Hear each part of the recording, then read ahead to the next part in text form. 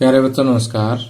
11th class के physics के second chapter unit and measurement के सेकंड लेक्चर में आपका स्वागत है। इस लेक्चर में जो टॉपिक हम डिस्कस करेंगे उसमें से सबसे पहला टॉपिक है हमारा एसआई सिस्टम ऑफ यूनिट। और इसी टॉपिक के अंतर्गत जो है एसआई सिस्टम में जो 7 बेस यूनिट्स है और 2 सप्लीमेंट्री यूनिट्स है उनकी डेफिनेशंस को स्टडी करेंगे। और इसके अलावा जो है एसआई सिस्टम की क्या क्या एडवांटेजेस है जिसकी वजह से हमने इसको इंटरनेशनली एक्सेप्ट किया है। तो आइए शुरुआत करते हैं।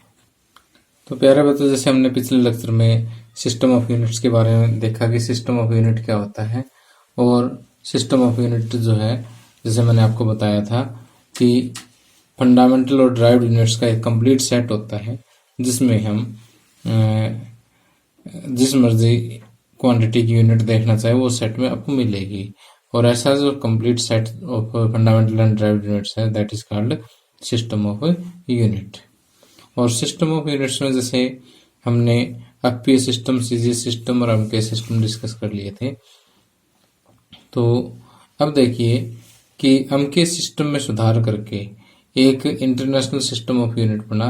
अब देखिए ये जो सिस्टम ऑफ यूनिट थे ये किसी पर्टिकुलर कंट्री या कुछ एक कंट्रीज से रिलेटेड थे, ये इंटरनेशनली एक्सेप्टेड नहीं थे क्योंकि इसमें हर एक में कुछ ना कुछ कमियां थी।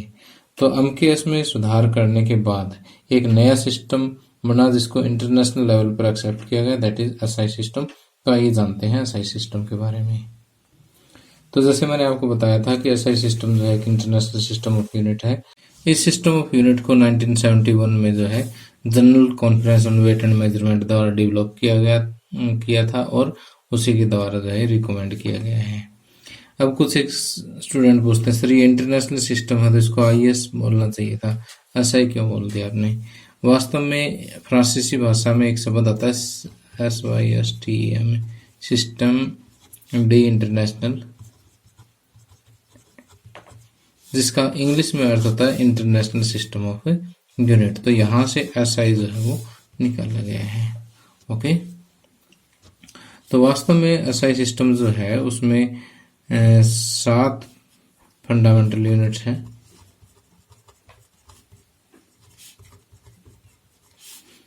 2 सप्लीमेंट्री यूनिट हैं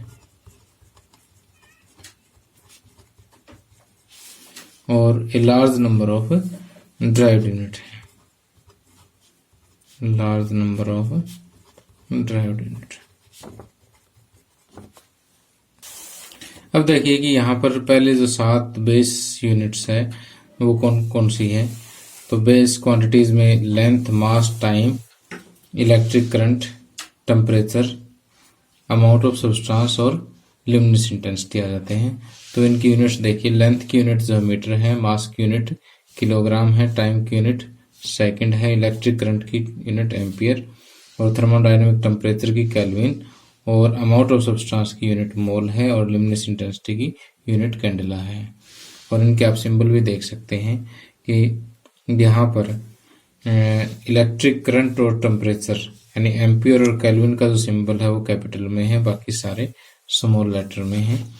तो लेंथ का, मीटर का जो सिंबल है वो स्मॉल m है और किलोग्राम का kg, सेकंड का s स्मॉल s है, कैपिटल S नहीं है, ध्यान रखना। और इसी तरह से मोल का mol और कैंडेला का cd है। ये तो थी 7 हमारी बेस क्वांटिटीज की यूनिट्स। और उसके बाद जो है आता हमारा सप्लीमेंट्री यूनिट्स। सप्लीमेंट्री यूनिट्स में जो है 2 क्वांटिटीज की यूनिट आती है, प्लेन एंगल की और सॉलिड एंगल की। प्लेन एंगल की जो यूनिट है that is radian and solid angle की जो यूनिट है दैट इज स्टेडियन। ओके, इसके अलावा हमारे पास जो है कई सारी ड्राइव्ड यूनिट्स हैं कि जैसे फोर्स की यूनिट जो है वो न्यूटन है, कैपिटल एन इसके लिए सिंबल है। वर्क और एनर्जी के लिए जूल है, कैपिटल जे इसका सिंबल है। पावर के लिए वॉट है और वाट के लिए जो सिंबल है कैपिटल डब्ल्यू है। इलेक्ट्रिक चार्ज के लिए कोलम्ब इसके यूनिट है, कैपिटल सी इसका सिंबल है। इसी तरह से इलेक्ट्रिक पोटेंशियल की यूनिट वोल्ट है, इलेक्ट्रिक कैपेसिटी की फैरेड है, मैग्नेटिक फ्लक्स की वेबर है और इसी तरह से आगे तक काफी लंबी लिस्ट इसकी है। जिसमें से कुछ एक हम 11वीं कक्षा में पढ़ेंगे और कुछ एक 12वीं कक्षा में भी पढ़ेंगे। अब देखिए कि जैसे हमने पिछले लेक्चर में करेक्टरिस्टिक्स ऑफ यूनिट पढ़ा था, तो उसमें सबसे पहला करेक्टरिस्टिक्स ये था कि unit should be well defined.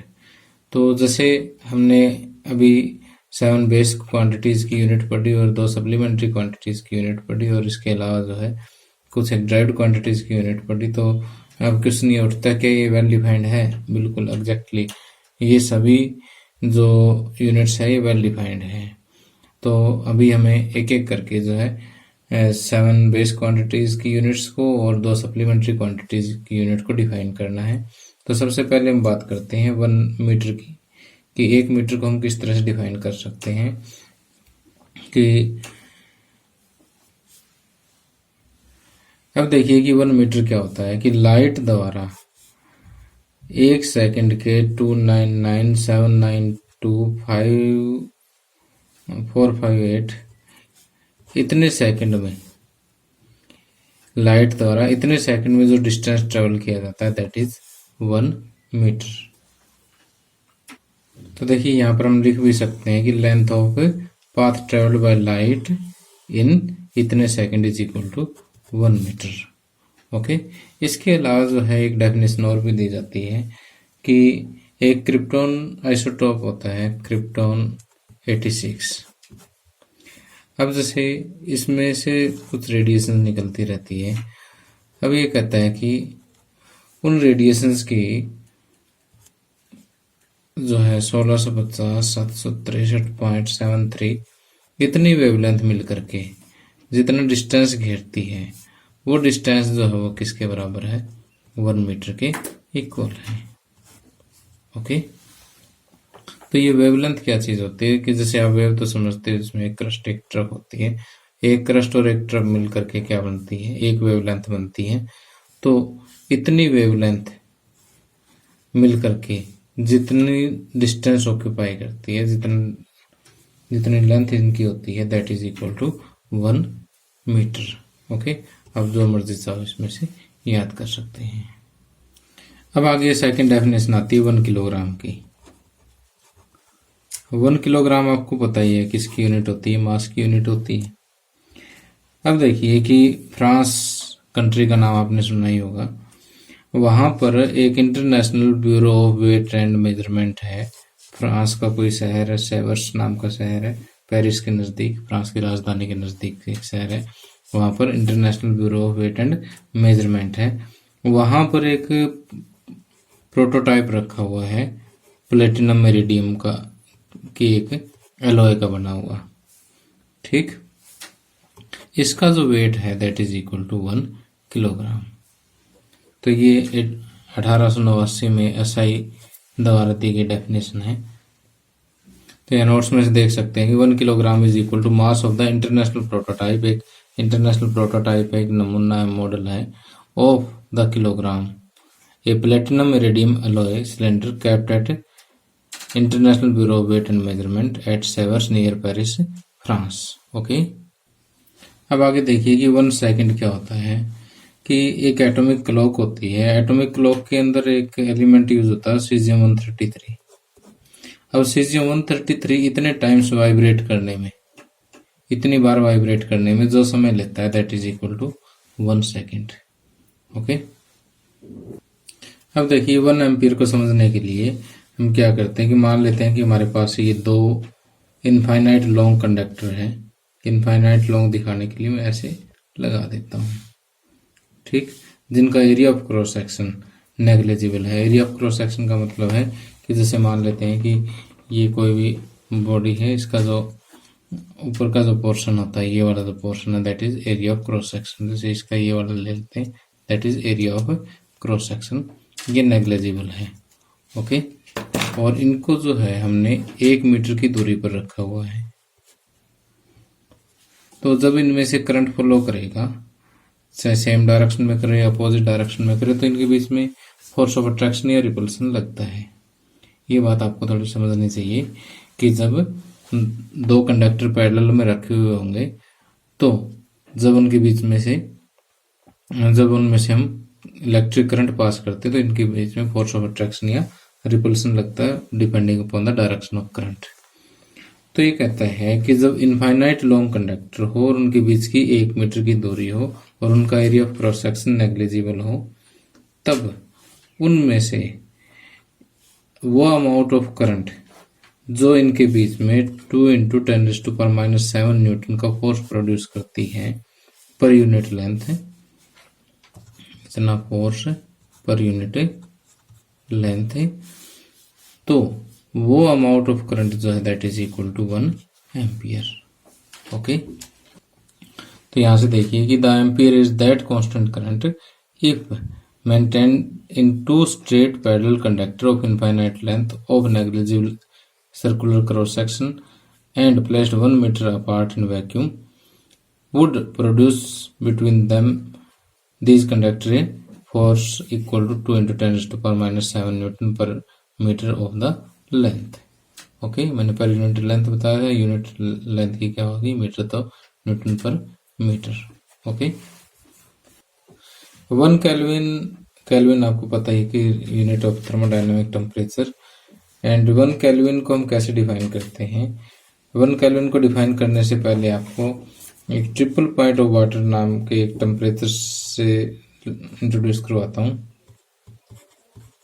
Triple point of water, triple point of water एक ऐसा टेम्परेचर है जहां पर वाटर जो है तीनों स्टेट में एक साथ एग्जिस्ट करता है, that is 0.01 degree Celsius temperature जो है ये एक ऐसा टेम्परेचर है जहां पर वाटर तीनों स्टेट्स में एक साथ एग्जिस्ट करता है, और इस टेम्परेचर को हम कहते हैं ट्रिपल पॉइंट ऑफ वाटर। अब देखिए कि ट्रिपल पॉइंट ऑफ वाटर जो है उसका 1/273.16 पार्ट, 15 नहीं 1/6 part of triple point of water is known as 1 kelvin.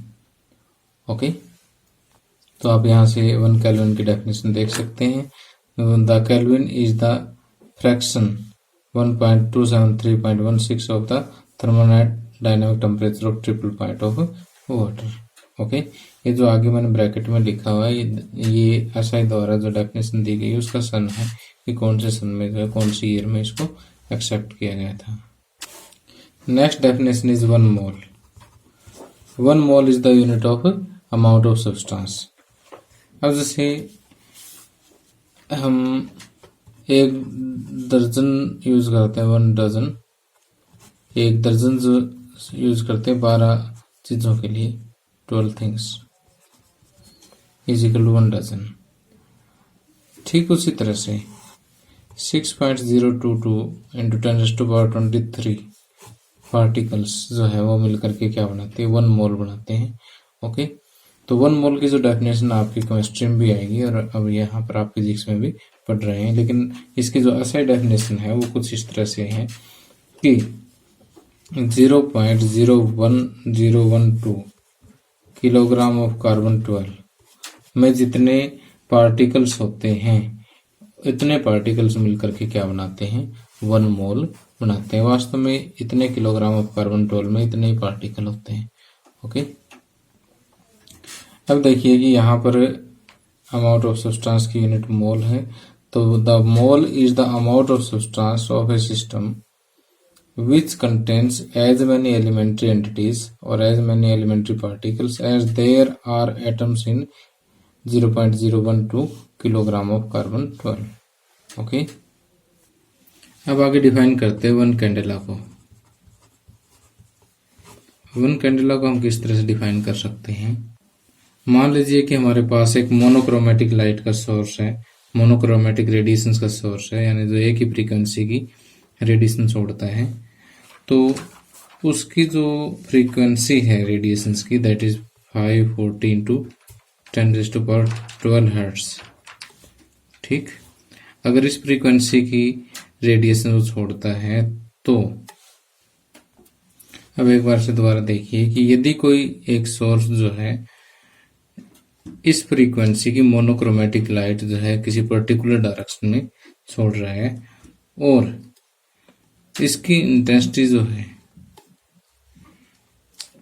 Per unit solid angle कितनी है 1/683 वाट पर स्टेडियन। स्टेडियन क्या होता है, जस्ट अभी अगले 2 मिनट बाद में बताता हूँ आपको कि अब देखिए कि यदि कोई सोर्स ऑफ मोनोक्रोमेटिक लाइट जिसकी फ्रीक्वेंसी इतनी है किसी पर्टिकुलर डायरेक्शन में, पर यूनिट सॉलिड एंगल इतने वाट पर स्टेडियन जो है उसकी रेडियंट इंटेंसिटी है, तो इस सोर्स की जो ल्यूमिनस इंटेंसिटी होगी दैट इज 1 कैंडेला। ओके, तो the candela is the luminous intensity in A given direction of a source that emits monochromatic radiation of frequency 514 to 10 raised to power 12 है ये, okay, hertz, and that has radiant intensity of in that direction of 1/683 watts per stadian। okay, अब देखिए आगे हम बात करते हैं दो सप्लीमेंट्री यूनिट्स की। सप्लीमेंट्री यूनिट्स जो है दो क्वांटिटीज की होती है, प्लेन एंगल और सॉलिड एंगल की। प्लेन एंगल की जो यूनिट है that is radian, and solid angle की जो यूनिट है दैट इज स्टेडियन, STERADIN। ओके, अब देखिए प्लेन एंगल की यूनिट को समझने से पहले हमें पता होना चाहिए कि प्लेन एंगल क्या होता है। कि जैसे मान लेते हैं हमारे पास ये एक सर्कल है और जिसका रेडियस कितना है, r है। अब देखिए कि अगर इसके रेडियस की इक्वल लेंथ अगर हम यहाँ पर ले लेते हैं, आर्क की लेंथ ले लेते हैं, तो ये जितना एंगल यहाँ पर बनाएगी सेंटर पर that is equal to 1 radian. ठीक, तो हम कहेंगे कि 1 radian is angle subtended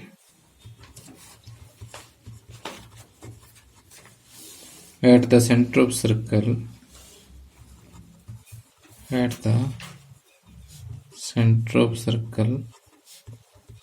by an arc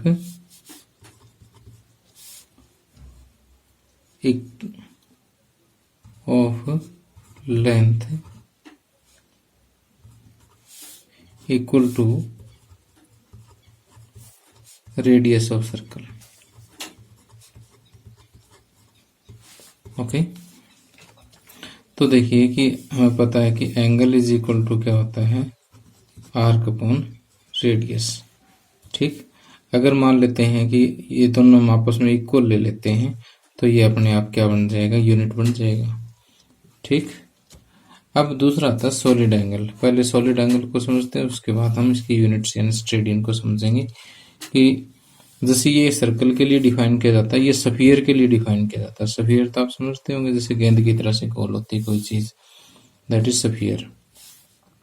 तो स्टेडियन जो है वो हम ऐसे डिफाइन करते हैं, मान लेते हैं कि यहाँ पर ये कोई एरिया है DA और ये इसके सरफेस पे एरिया है। ओके, तो ये जो इस तरह से जो एंगल बनता है 3 डायमेंशनल एंगल है। ठीक, तो इसको हम बोलते हैं डी ओमेगा, जैसे इसको थीटा से डिनोट करते हैं हम। ठीक, इसको ओमेगा से डिनोट करते हैं। तो D omega is equal to DA by, अगर ये रेडियस r है इसका, then it is equal to r²। तो ये तो हो गई सॉलिड एंगल की डेफिनेशन। ठीक, अब 1 स्टेडियन की डेफिनेशन क्या हो गई।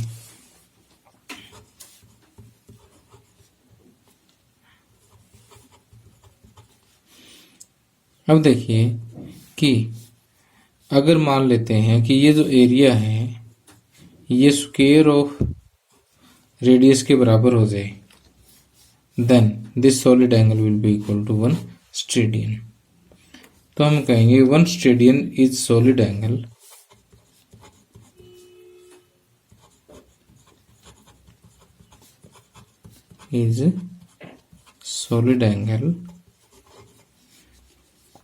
subtended at the center of sphere। subtended मतलब बनाएगा, subtended at the center of sphere which is equal in area equal in area to square of radius of sphere, equal in area to square of radius of the sphere. Okay, तो आप ये plane angle और solid angle, one radian और one steradian की definition आप note कर लें। ठीक है, ये मैं नोट्स में पहले टाइप करने भूल गया था, आप इसको अपने हाथ से लिख लें। जब भी नोट्स में अपडेट करूंगा तो ये दोनों डेफिनेशन उसमें डाल दूंगा। अब हम आगे बात करते हैं relation between solid angle and plane angle की। मान लेते हैं कि इस तरह से कोई एक सॉलिड एंगल बनता है। ठीक, यहाँ पर ये कोई पर्टिकुलर एरिया है, तो यहाँ पर हम एक प्लेन एंगल भी अज्यूम कर सकते हैं। अगर ये ओमेगा है यानी सॉलिड एंगल ओमेगा है, तो प्लेन एंगल अगर थीटा है, तो इन दोनों के बीच का जो रिलेशन होगा that is omega is equal to 2 pi into 1 minus cos theta.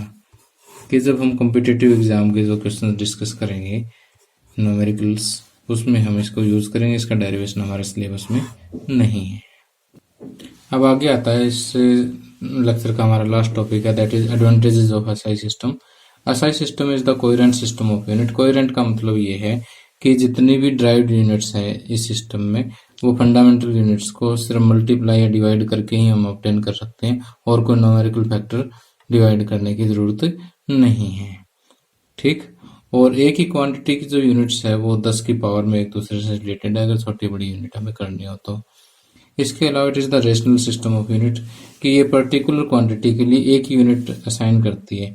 For example energy किसी भी टाइप की हो, जैसा वो हीट एनर्जी हो, काइनेटिक एनर्जी हो, या किसी भी टाइप की कोई भी एनर्जी हो, उस सभी के लिए हम एक ही यूनिट यूज करते हैं, दैट इज जूल। जबकि बाकी सिस्टम में ऐसा नहीं है। जैसे हम के सिस्टम में जो है मैकेनिकल एनर्जी की जूल है, हीट एनर्जी के लिए कैलोरी है, इलेक्ट्रिक एनर्जी के लिए वाट आवर, अलग अलग यूनिट यूज करती। लेकिन ऐसा सिस्टम जो है वो रेशनल सिस्टम है, वो हर एक क्वांटिटी के लिए केवल एक ही टाइप की यूनिट यूज करता है, एक ही यूनिट यूज करता है। ऐसा is the absolute system of unit. Absolute का मतलब है कि इसका एक्सीलरेशन ड्यू टू ग्रेविटी का इस पर कोई इफेक्ट नहीं है, जी फैक्टर यहाँ से एलिमिनेट कर दिया गया है। देन ऐसा is the metric system. Metric system का मतलब है कि इसका मल्टीपल और सब मल्टीपल जो है वो 10 की पावर में एक्सप्रेस किए जाते हैं। और इसके अलावा जो है करंट इलेक्ट्रिसिटी में कुछ एक यूनिट्स इंक्लूड की गई है ऐसा सिस्टम में, वास्तव में प्रैक्टिकल यूनिट्स हैं।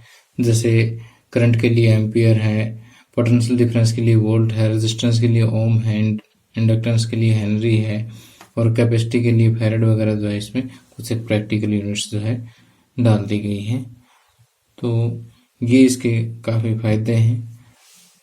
तो प्यारे बच्चों, इसी के साथ जो है हमारा आज का लेक्चर ख़त्म होता है। अगले लेक्चर में जो हम कुछ एक डिस्टेंस के मेजरमेंट के लिए हम कुछ यूनिट्स पढ़ेंगे, कुछ बड़ी यूनिट्स है, कुछ छोटी यूनिट्स हैं, और उन पर आधारित हम न्यूमेरिकल्स करेंगे। तो आज के लेक्चर में इतना ही। Thank you, have a nice day.